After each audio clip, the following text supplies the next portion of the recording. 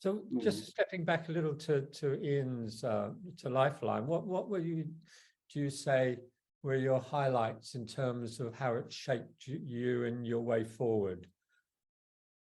Oh, there were two or three interesting bits in it. I think the real bit that shaped me forward was the moment when Ian pulled us aside. And it was funny because I think about some of the difficulties Ian and Lifeline eventually got into in the end. But Ian pulled us aside and said, look, the two of us who were working, he says, I'm taking you into a meeting, but you need to know you're coming into a meeting with me whereby I may tell the commissioner that they can stick the contract up their backside, and that doesn't mean you two will lose your jobs. I'll continue to employ you in Lifeline, but you need to know I'm not. There's a line I can't cross with them. It's not. Oh, good. So I thought that was really interesting. That there were not at any price. I think so. That was one of the things I learned from Ian. I think the other thing that was really interesting in it is we had staff, as I said before, everyone inside the office had very rich lived experience, a lot of active drug use, a lot of past drug use, a couple of people actually employed in the service who were on scripts themselves and stuff like that. One or two people who weren't, and it was that sense of balance, the sense that it was really important to give time when you needed to give time. No one frowned on you. There was no you as worker were in control of how long you spent with someone, and I think that was really important. If you needed to spend an hour and a half, 2 hours in a meeting with someone, that's what you did. And the other bit in all of it was this. Even then, my job was to see people permanently in the community. We rarely saw people at the office.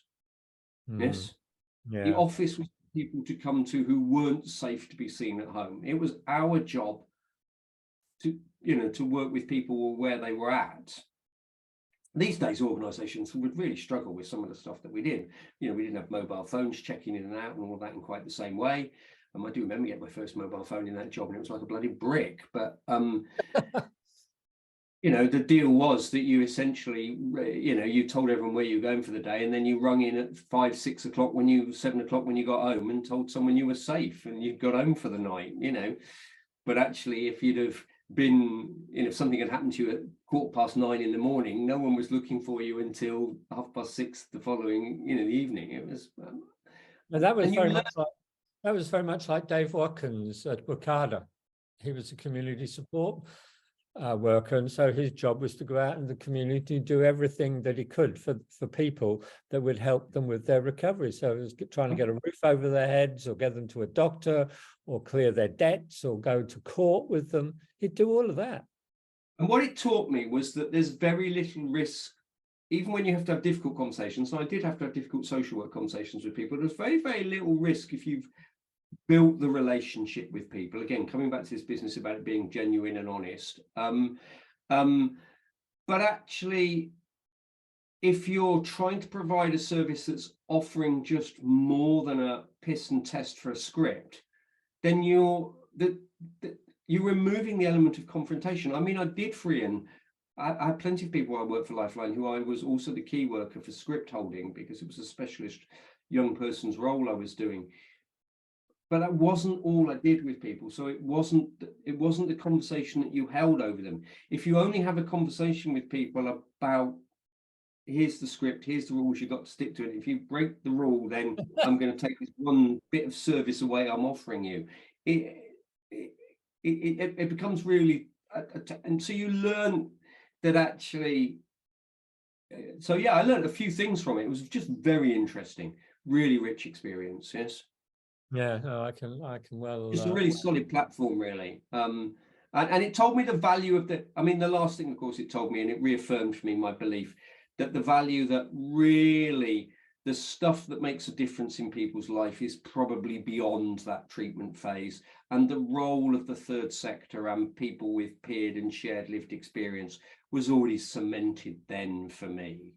Yes, that actually the relationship between an individual and their psychiatrist and or their nurse was a you know, I don't want to undo that, because there's lots of them that do brilliant work, but it is essentially a fairly narrow professional medical orientated relationship. It's not about long-term life change, and that comes somewhere else. And I realized that, and it reinforced the view for me of if I'll use some Tony Blair language, but a mixed economy. You know, it became really important, I think. Yes. Yeah, and I think that's one of the things believed in that ever since. Yeah. And I think that's one of the things that I realized fairly early on, because I was fortunate enough to spend a fair amount of time at Wakada, is that's what it was about. And there was trust being built as well between the people coming for help and the people who were giving the help. And you know, at the end of the day, recovery doesn't occur in a practitioner's office. It occurs in the real world, and that's common sense. But also, people need choice. I learned really on people need choice. Some people need a script, some people need AA, some people need NA, some people need both. It's not some people need to join a football team, but it's not for the practitioner to determine that. It is for the individual to determine that.